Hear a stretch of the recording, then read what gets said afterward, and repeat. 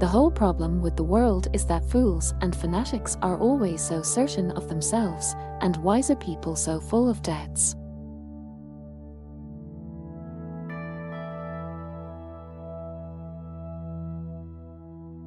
The first step in a fascist movement is the combination under an energetic leader of a number of men who possess more than the average share of leisure, brutality, and stupidity. The next step is to fascinate fools and muzzle the intelligent by emotional excitement on the one hand and terrorism on the other.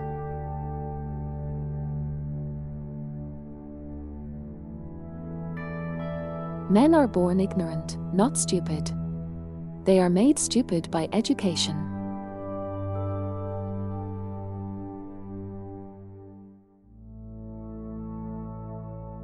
If an opinion contrary to your own makes you angry, that is a sign that you are subconsciously aware of having no good reason for thinking as you do.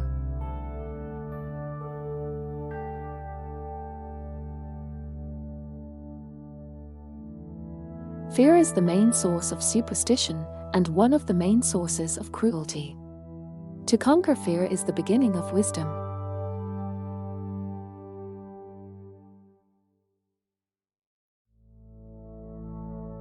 The most valuable things in life are not measured in monetary terms. The really important things are not houses and lands, stocks and bonds, automobiles and real estate, but friendships, trust, confidence, empathy, mercy, love and faith.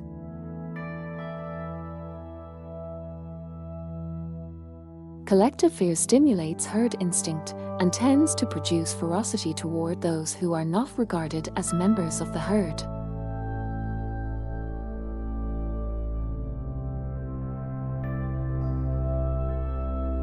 Religion is based mainly upon fear, fear of the mysterious, fear of defeat, fear of death. Fear is the parent of cruelty, and therefore it is no wonder if cruelty and religion have gone hand in hand. My own view on religion is that of Lucretius.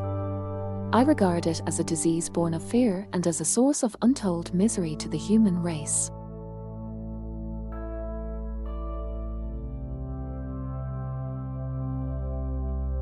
To understand the actual world as it is, not as we should wish it to be, is the beginning of wisdom.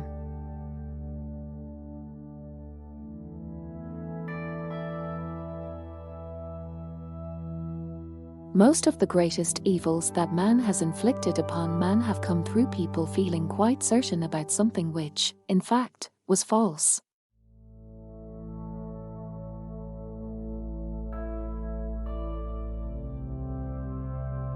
If you think your belief is based upon reason, you will support it by argument rather than by persecution, and will abandon it if the argument goes against you. But if your belief is based upon faith, you will realize that argument is useless, and will therefore resort to force either in the form of persecution or by stunting or distorting the minds of the young in what is called education.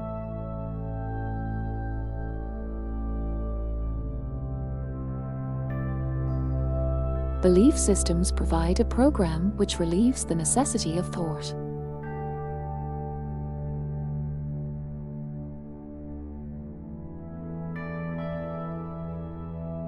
People seem good while they are oppressed, but they only wish to become oppressors in their turn. Life is nothing but a competition to be the criminal rather than the victim.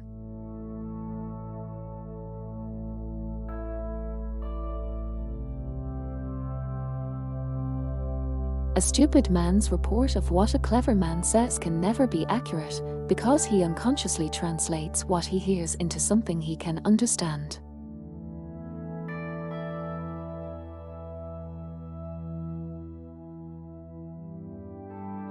An educator should think of a child as a gardener thinks of a plant, as something to be made to grow by having the right soil and the right amount of water. If your roses fail to bloom, it does not occur to you to whip them, but you try to find out what has been amiss in your treatment of them. The important thing is what the children do, and not what they do not do. And what they do, if it is to have value, must be a spontaneous expression of their own vital energy.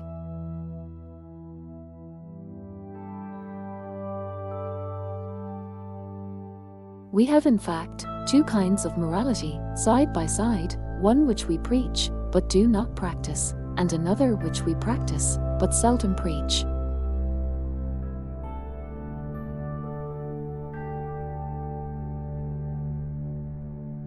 The trouble with the world is that the stupid are cocksure and the intelligent are full of doubt.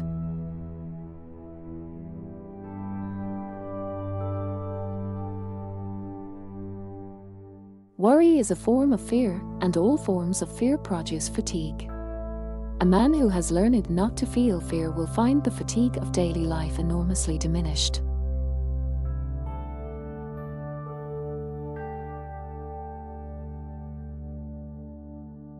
When you want to teach children to think, you begin by treating them seriously when they are little, giving them responsibilities, talking to them candidly, providing privacy and solitude for them, and making them readers and thinkers of significant thoughts from the beginning. That's if you want to teach them to think.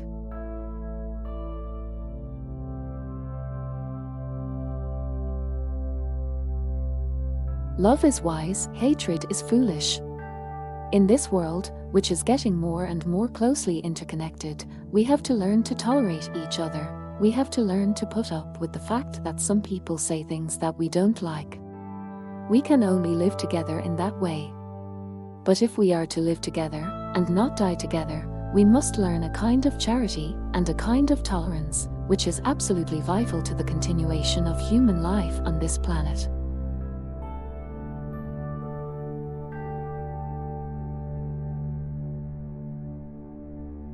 The greatest challenge to any thinker is stating the problem in a way that will allow a solution.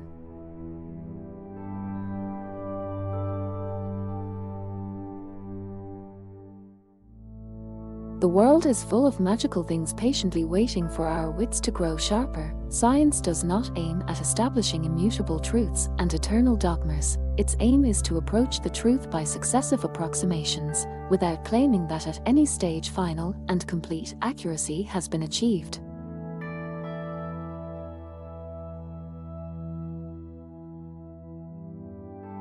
Be isolated, be ignored, be attacked, be in doubt, be frightened, but do not be silenced.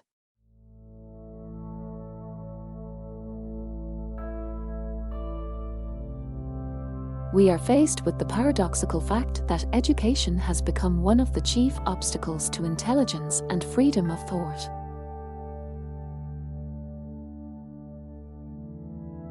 If there were in the world today any large number of people who desired their own happiness more than they desired the unhappiness of others, we could have a paradise in a few years.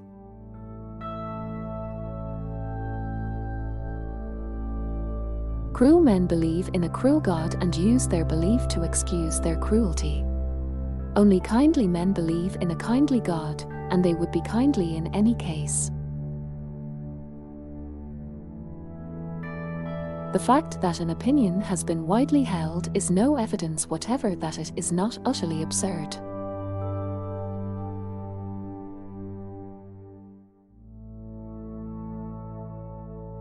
One should as a rule respect public opinion in so far as is necessary to avoid starvation and to keep out of prison, but anything that goes beyond this is voluntary submission to an unnecessary tyranny.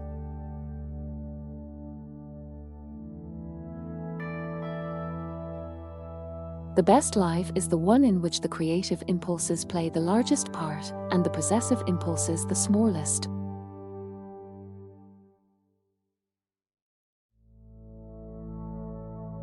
An honest politician will not be tolerated by a democracy unless he is very stupid, because only a very stupid man can honestly share the prejudices of more than half the nation.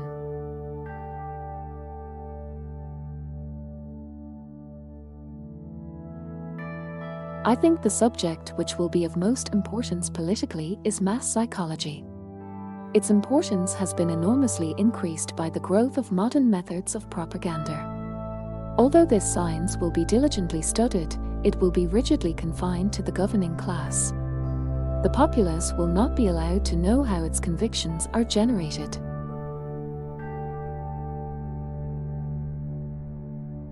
Why is propaganda so much more successful when it stirs up hatred than when it tries to stir up friendly feeling?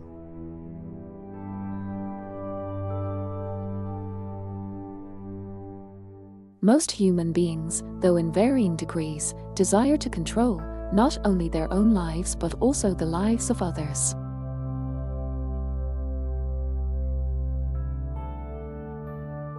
Love should be a tree whose roots are deep in the earth, but whose branches extend into heaven.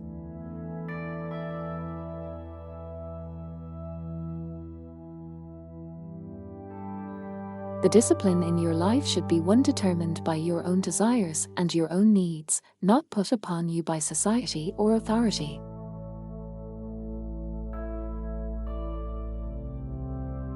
Democracy is the process by which people choose the man who'll get the blame.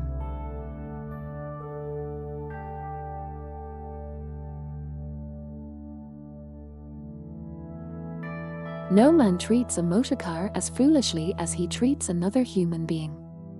When the car will not go, he does not attribute its annoying behavior to sin. He does not say, "You are a wicked motor car, and I shall not give you any more petrol until you go." He attempts to find out what is wrong and to set it right.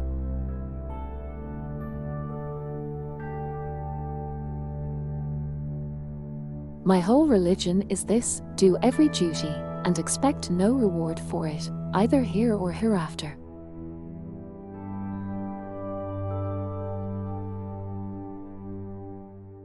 To be without some of the things you want is an indispensable part of happiness.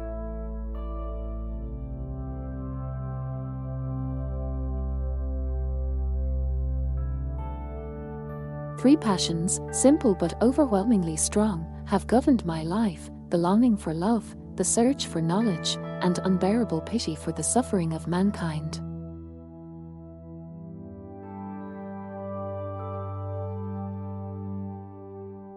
It seems to me a fundamental dishonesty and a fundamental treachery to intellectual integrity to hold a belief because you think it's useful and not because you think it's true.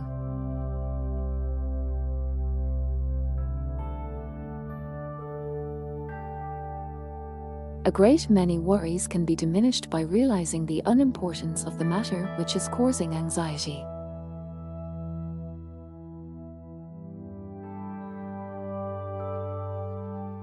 Men fear thought as they fear nothing else on earth, more than ruin, more even than death. Thought is subversive and revolutionary, destructive and terrible. Thought is merciless to privilege, established institutions, and comfortable habits. Thought is anarchic and lawless, indifferent to authority, careless of the well-tried wisdom of the ages. Thought looks into the pit of hell and is not afraid. Thought is great and swift and free, the light of the world, and the chief glory of man.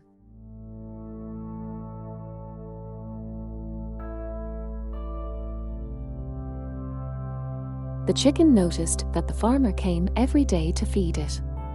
It predicted that the farmer would continue to bring food every day. Inductivists think that the chicken had extrapolated its observations into a theory, and that each feeding time added justification to that theory. Then one day the farmer came and wrung the chicken's neck. This inductively justifies the conclusion that induction cannot justify any conclusion.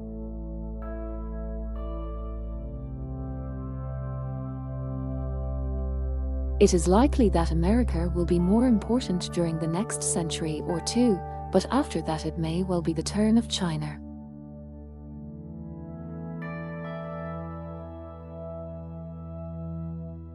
When you are studying any matter or considering any philosophy, ask yourself only, what are the facts, and what is the truth that the facts bear out?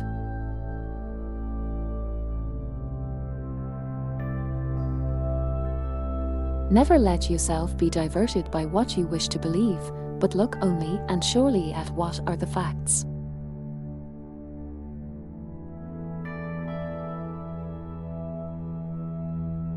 When considering marriage, one should ask oneself this question: will I be able to talk with this person into old age?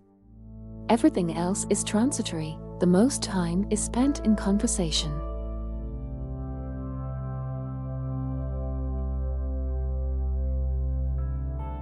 I once saw a photograph of a large herd of wild elephants in Central Africa seeing an airplane for the first time, and all in a state of wild collective terror. As, however, there were no journalists among them, the terror died down when the airplane was out of sight.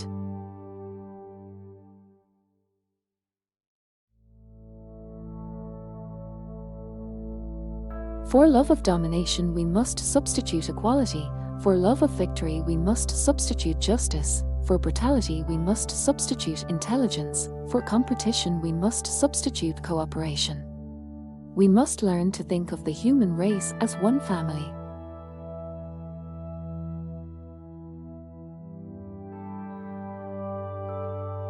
More important than the curriculum is the question of the methods of teaching and the spirit in which the teaching is given.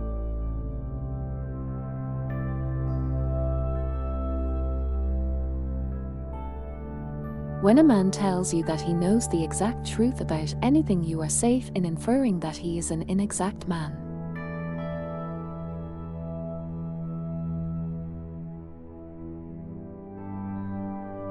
The more things a man is interested in, the more opportunities of happiness he has, and the less he is at the mercy of fate, since if he loses one thing he can fall back upon another.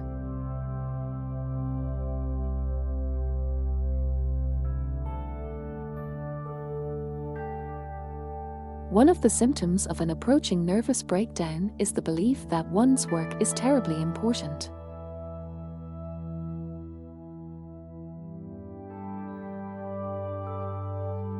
Next to worry, probably one of the most potent causes of unhappiness is envy.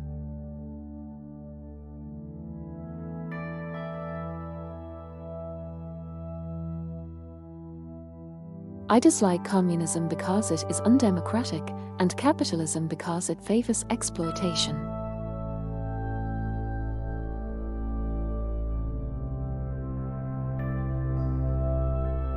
Almost all education has a political motive. It aims at strengthening some group, national or religious or even social, in the competition with other groups. It is this motive, in the main, which determines the subjects taught, the knowledge offered and the knowledge withheld, and also decides what mental habits the pupils are expected to acquire. Hardly anything is done to foster the inward growth of mind and spirit. In fact, those who have had the most education are very often atrophied in tea.